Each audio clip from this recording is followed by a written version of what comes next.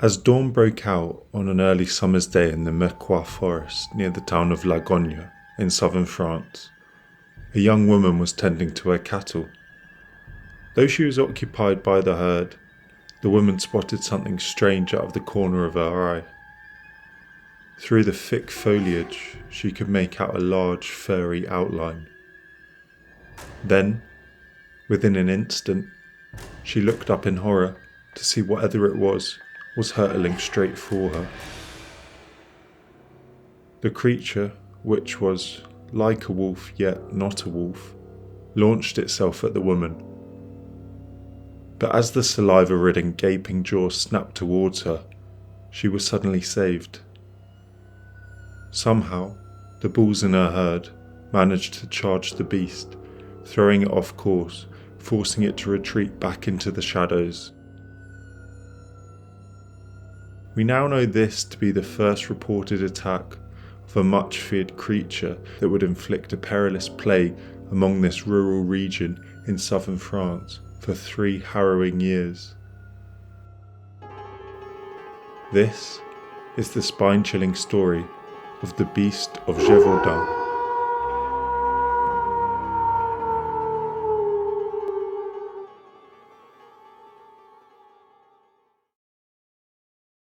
The year was 1764, and France was in a crisis. King Louis XV was on the throne. His reign, once hopeful, was increasingly marked by dissatisfaction among the population due to perceived corruption, inefficiency, and indulgence at court. The country was facing a severe economic situation too.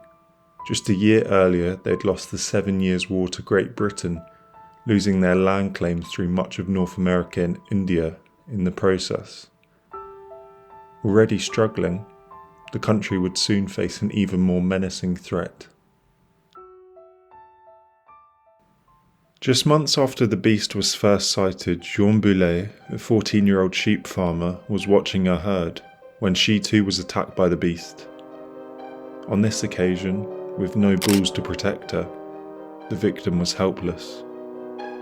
Jean was eviscerated, her shredded, bloody corpse found dumped outside the village of Saint-Étienne-de-Luc-d'Arez. As panic and prayer spread through the small communes, the ferocious beast continued to attack, taking a particular fancy for ravaging the local women and children.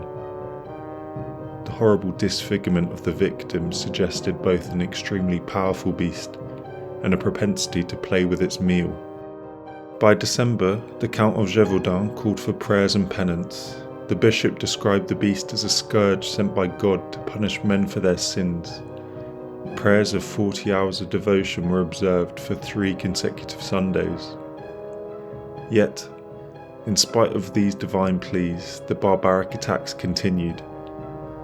On the 12th of January 1765, a group of young boys, including the 12-year-old Jacques Portefeuille, were walking near the village of Villaret when they heard snapping of twigs emanating from the nearby forest. Given the tragic tales they'd become accustomed to over the past, they must have known what was coming. And there it was, crawling out of the darkness, the Beast of Gévaudan, now eyeball to eyeball with them. Though the creature succeeded in tearing chunks of flesh from many of the boys, they stubbornly held their ground, collectively fighting off the beast with sticks and pikes, until it retreated back into the wilderness. The near miraculous encounter eventually came to the attention of King Louis XV, who paid 650 livres to the boys and rewarded Portefeuille with an education at the state's expense. Most significantly of all, the king then decreed that the French state would find and kill the beast. First, Captain Jean-Baptiste Duhamel, a leader of the local infantry, was sent to Gévaudan. Duhamel organised his men along military models, left poison bait, and even had some soldiers dress as peasant women in hopes of attracting the beast. For men like Duhamel, the hunt was a way to redeem his honour after France's defeat in the 7 Years' War. Now the military, with its tail between its legs, looked to redeem itself in some shape or form. Yet, keen as Duhamel was to channel his disappointment, he couldn't catch the beast. King Louis then agreed to send 2 professional wolf hunters, Jean-Charles Denevard and his son Jean-François, to the region. The pair furiously hunted for Eurasian wolves, believing that one of these animals was the beast. However, as news of attacks in Gévaudan continued to reverberate months after the Denevards arrived in the area, they too were stood down.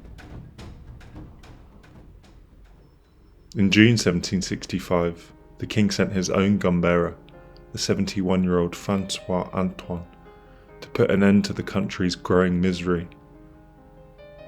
Along with his son and a detachment of men, Antoine traipsed around the forested countryside in search of the beast. At last, in September 1765, he shot and killed a large wolf. Antoine himself stated, "We declare by the present report signed from our hand, we never saw a big wolf that could be compared to this one. Hence, we believe this could be the fearsome beast that caused so much damage." The animal's body was then sent to the court at Versailles before Antoine received a reward from Louis and gratitude from the villagers. At last there was peace, as days turned to weeks and months without reports of sightings of the Beast of Gévaudan, let alone attacks. Finally, the evil had been conquered.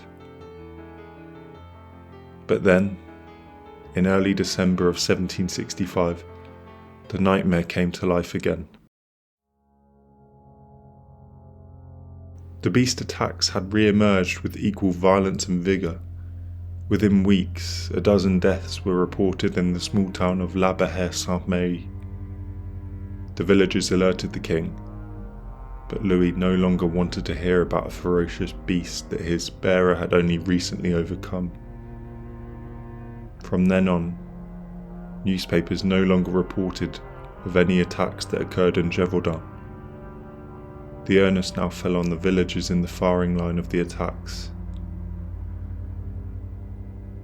Small hunts were organised. As the months went by, the attacks continued. By 1767, all townsfolk could do was pray.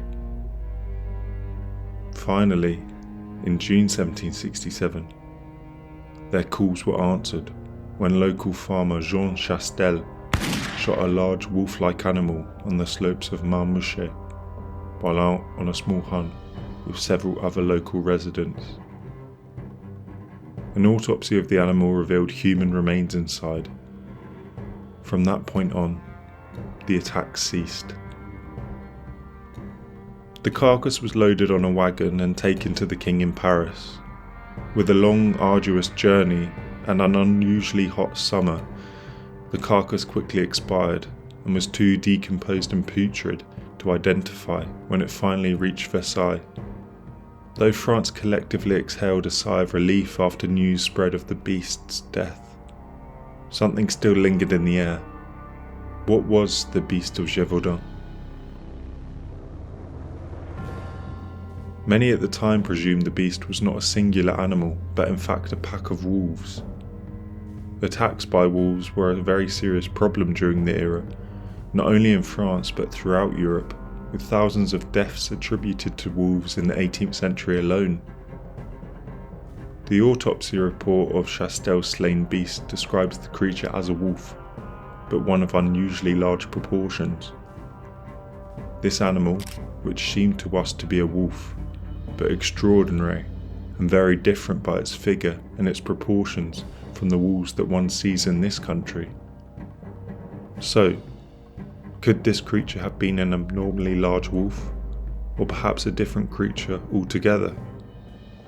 Duhamel certainly thought so. It had a breast as wide as a horse, a body as long as a leopard's, and fur that was red with a black stripe. You will undoubtedly think, like I do, that this is a monster, the father of which is a lion. What its mother remains to be seen. For many, including historian Karl Hans Tucker, The beast wasn't a wolf, but a lion escaped from a royal menagerie or a travelling circus before living a life in the French wilderness. Others consider an escaped striped hyena due to some sketches of the beast describing it as such.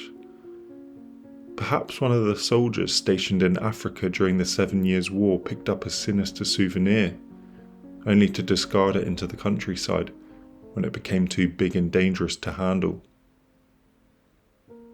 Regardless of what form it took, one thing's for certain: the Beast of Gévaudan's reign of terror was violent and bloody.